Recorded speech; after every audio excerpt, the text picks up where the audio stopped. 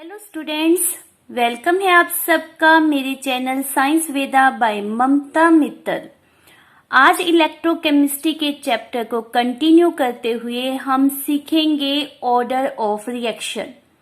तो स्टार्ट करते हैं। कॉपी पेन उठा लो और नोट करना शुरू कर दो। First of all, what is order of reaction? Order of reaction को समझने के लिए आपको माइंड में लाना होगा मेरी लास्ट वीडियो, जिसमें हमने किया था रेट लॉ एक्सप्रेशन या rate law equation. Rate law equation ने हमें क्या बताया था? दैट लेट कोई रिएक्शन है हमारे पास, small A capital A plus small B capital B form product. यहां पर small A and small B जो है वो क्या है? स्टाइक्योमेट्रिक कोफिशिएंट बैलेंसिंग के लिए यूज की गई टर्म्स। मेन कंसंट्रेशन टर्म्स कौन सी है? A and B. तो रेट लॉ एक्सप्रेशन ने हमारे पास क्या मेंशन किया था? Rate equal to K molar concentration of reactant multiply में लिखना है हमने। इसको क्या रेफर करते होते हैं? Product of molar concentration of reactant. Raise to the power, note this A and B. A और बी नहीं लिखना, ए और बी लिखना तो किसने कहा था हमारे पास? लॉ ऑफ मास एक्शन, जो गुलबर्ग एंड बाइगे ने हमारे पास दिया था। यहां पर हमने टर्म क्या दी थी रेट लॉ एक्सप्रेशन में? Alpha and beta.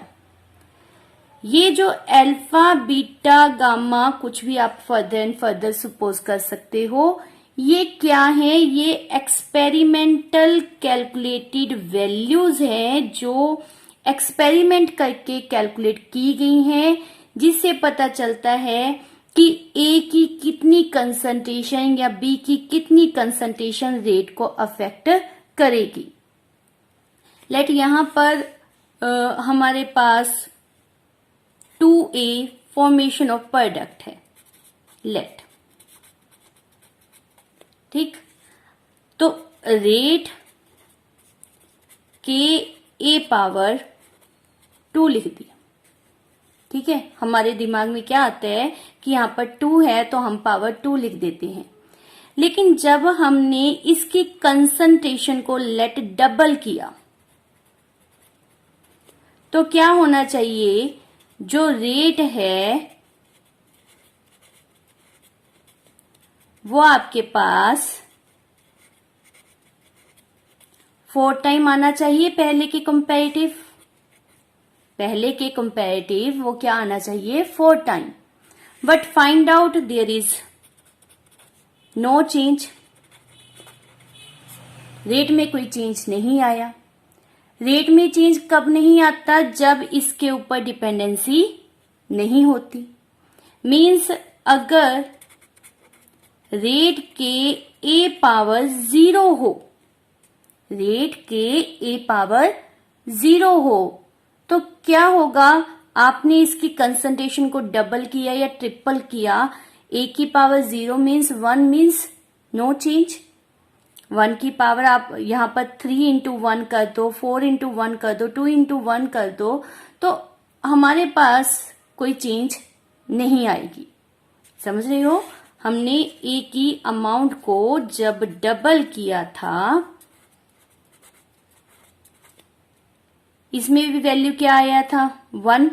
Anything power 0 is 1। इस केस में भी आपके पास क्या आएगा? 1। No change.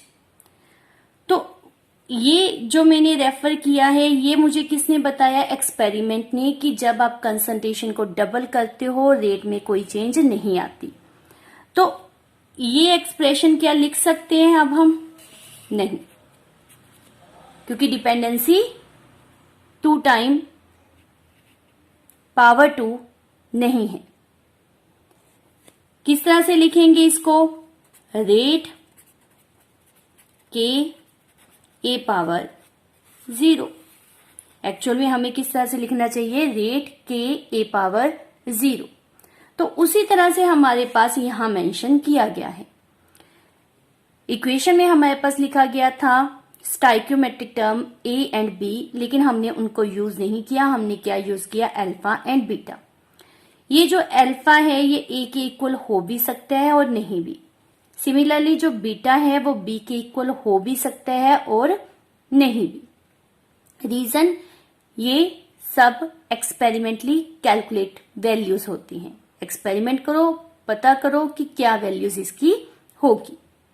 तो रेट लॉ एक्सप्रेशन में जो हमने पावर्स यूज की हैं, ये रेट लॉ एक्सप्रेशन आ गया गिवन रिएक्शन के लिए। इसमें जो पावर्स यूज की गई हैं उसके सम को हमने नाम का क्या दे दिया, ऑर्डर ऑफ रिएक्शन। तो ऑर्डर का मीनिंग क्लियर हुआ। ऑर्डर क्या है समझते हैं। Order of reaction is defined as sum of exponent means power to which the concentration terms are raised to express the observed rate of reaction is called rate law in a rate law equation।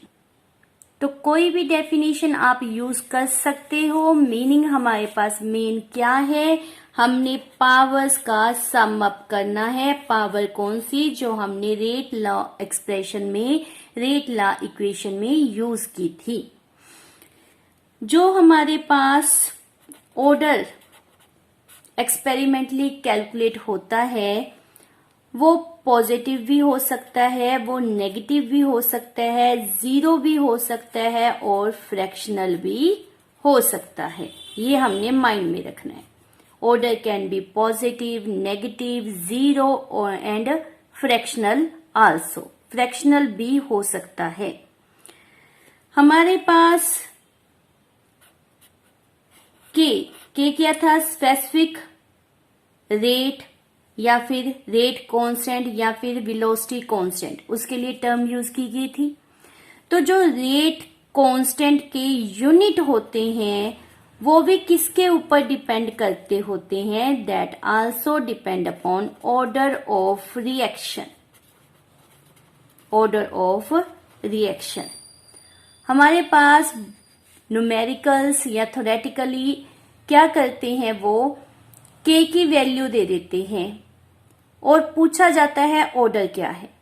के की value कभी भी decide नहीं करती कि order क्या होगा। हाँ, के के जो यूनिट होते हैं उससे हमें पता चल जाता है कि हमारे पास ऑर्डर ऑफ रिएक्शन क्या होगा। तो ऑर्डर ऑफ रिएक्शन को समझने से पहले हम के को समझते हैं कि किस तरह से इसके यूनिट हेल्प करते हैं ऑर्डर ऑफ रिएक्शन को कैलकुलेट करने में।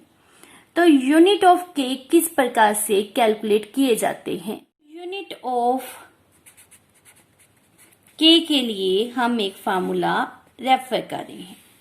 यूनिट ऑफ के लिए फार्मूला क्या था हमारे पास, रेट के, यहाँ पर कोई भी मोलर कंसंट्रेशन होगी, लेट हम उसको ए का नाम रेफर कर देते हैं, कंसंट्रेशन टर्म, और उसकी पावर क्या होगी, ऑर्डर, जिसको हम एन रेफर कर देते हैं। रेट के कंसंट्रेशन टर्म, उसकी पावर क्या होगी, ऑर्डर, जिसे हमने एन से रिप्रेजेंट किया है। हमने यूनिट निकालनी है के की, तो क्या आ गया, rate upon concentration term power N.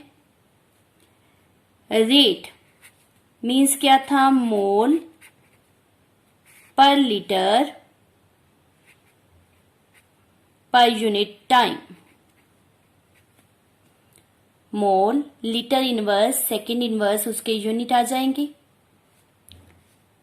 Concentration means mole पर लीटर और उसकी पावर क्या है हमारे पास, एन। अब आ जाते हैं के, मोल मोल दोनों तरफ है, लीटर इनवर्स और नीचे क्या है, लीटर इनवर्स की पावर एन। इसकी पावर हम 1 ले ली, ठीक है। तो हमारे पास क्या बन गया, mole litre inverse power 1 minus N, समझ रहे हो। और ये क्या आ गया, सेकेंड इनवर्स। क्लियर। ये जो है फार्मूला ये आपने माइंड में रखना है। मोल litre inverse 1 minus n second inverse. अगर आपके पास गैसियस सब्सटेंस दी गई है तो हम मोल पर लीटर की जगह पर एटमॉस्फेयर टर्म को यूज करेंगे। मोल पर लीटर की जगह पर एटमॉस्फेयर टर्म को हम यूज करेंगे। तो क्या आ जाएगा? Atmosphere 1 minus n second inverse. Atmosphere pressure का यूनिट है, तो हमने गैसियस में एटमॉस्फेयर टर्म को यूज करना है। इसको आप Kp भी रेफर कर सकते हो, जैसे वो हमारा Kc के लिए होता है और ये हमारा किसके लिए होता है। स्टार्ट करते हैं with the zero order. Zero order में n हमारे पास क्या होगा? 0। K का फार्मूला हमारे पास, फार्मूला मीन्स यूनिट कैलकुलेट करने के लिए फार्मूला क्या रेफर किया गया है? मोल litre inverse 1 minus n second inverse. तो जीरो ऑर्डर में n 0 पुट किया, हमारे पास क्या रह गया? Mole litre inverse second inverse. ये क्या आ गई? K के यूनिट जीरो ऑर्डर में। अगर आपके पास गैसियस है तो यहां पर क्या पुट करेंगे? ATM atmosphere. तो एटमॉस्फेयर लिखा जाएगा, 1 माइनस 0 किया, आपको पता ही है, सेकेंड इनवर्स। नेक्स्ट है हमारे पास फर्स्ट ऑर्डर। फर्स्ट ऑर्डर अब आपको समझ आ गया, आप अपने आप भी कैलकुलेट कर सकते हो। मेरी वीडियो को पॉज करो, उसको कैलकुलेट करो और फिर जो मैंने रेफर किया है उसके साथ उसको मैच करना। तो मैं कर रही हूं फर्स्ट ऑर्डर, उसमें n क्या होगा? 1। Put the value in this formula. आपको क्या मिल गया? खत्म। मोल लीटर इनवर्स 1 माइनस 1 क्या हो जाएगा? 0 सेकेंड इनवर्स। तो ये चीज आपकी खत्म हो गई, 1 आ गया, क्या रह गया? सिर्फ सेकेंड इनवर्स। और अगर गैसियस हुआ तो भी क्या रहेगा? सेकेंड इनवर्स, क्योंकि ये वाली एटमॉस्फेयर वाली टर्म जो है वो खत्म हो जाएगी। तो ये था हमारा first order. Second order, second order के लिए हमारे पास क्या होगा? n equal to 2। अब इसमें n 2 पुट करो। 2 1 माइनस 2 क्या आ गया? माइनस का 1। माइनस का 1 मीनिंग के लिख लेते हैं पहले, मोल litre inverse power -1 second inverse. Means अब आपके पास ये सारी टर्म इनवर्स में हो गई। मोल इनवर्स, ये क्या बन गया? लीटर, और ये क्या है? Second inverse. और अगर हमने इसको गैसियस में देना है तो सिर्फ क्या आ जाएगा? Atmosphere inverse second inverse. दोनों का इनवर्स में एक्सप्रेशन आएगा। थर्ड ऑर्डर, थर्ड ऑर्डर आप अपने आप निकाल सकते हो। क्या रेफर करेंगे? के मोल वैल्यू में पुट किया फार्मूले में, यहां पर क्या पुट करेंगे? 3 1 माइनस 3 क्या आ जाएगा? -2। तो मोल की पावर -2, लीटर, लीटर की पावर माइनस में थी, ये माइनस माइनस मल्टीप्लाई हुआ तो क्या बन गया? 2, और ये क्या आ जाएगा? As such second inverse. ये तो चलेगा ही, आप देख रहे हैं ये सभी में आपके पास आ रहा है। तो मेन हमने ध्यान क्या रखना है? इस फार्मूले का। इस फार्मूले में हमने वैल्यू को पुट कर देना है, आपके पास यूनिट ऑफ के पता चल जाएंगी। हमारे पास अगर गैसियस हुआ तो एटमॉस्फेयर की पावर -2, उसमें तो कोई कंफ्यूजन ही नहीं है। इस जगह पर हमने क्या पुट कर देना है, एटमॉस्फेयर। अब आपको क्लियर हो गया होगा कि किस तरह से के यूनिट के द्वारा हम ऑर्डर ऑफ रिएक्शन को कैलकुलेट कर सकते हैं, पता कर सकते हैं। आपके पास सिंपल से क्वेश्चन दिए जाते हैं, एग्जाम में रेफर कर दिया जाता है कि K for this reaction is this one, you have to calculate order of the reaction. तो अब आपने मुझे बताना है, I am putting such type of questions. Let's suppose my first question जिसमें आपको रेफर किया गया है कि for a reaction rate constant, K represent कर रही हूँ, rate constant is 3 into 10⁻², R minus. Now tell me the order of reaction.